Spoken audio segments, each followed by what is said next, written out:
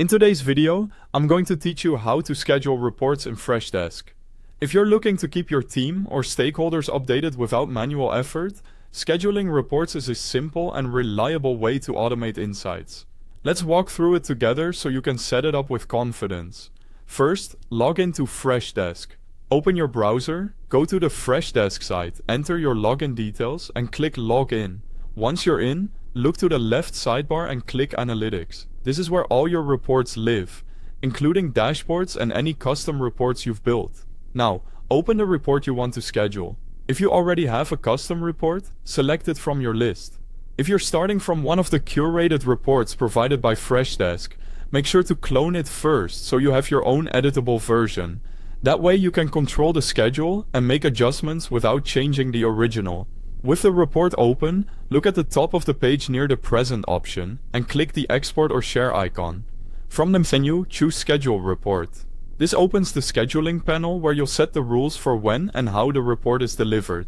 Click New Schedule to create a new automation. Next, choose how often you want to receive the report. Daily works well for active teams that need frequent updates.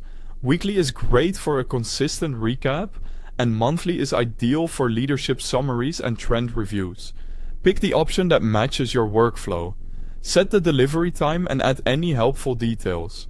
Choose the time of day you want the report to be sent, then edit the subject line if you'd like it to be instantly recognizable in inboxes. You can also add a brief description to explain what the report covers or who it's for. This context is useful for recipients and can reduce follow-up questions. Now add recipients. Enter the email addresses of everyone who should receive the report. You can include Freshdesk users such as agents and managers, as well as external email addresses for stakeholders who aren't in Freshdesk. Double check that each recipient should have access to the information you're sharing and make sure the email addresses are correct. When everything looks good, click Save. Your schedule is now active and Freshdesk will send the report automatically at the frequency and time you selected.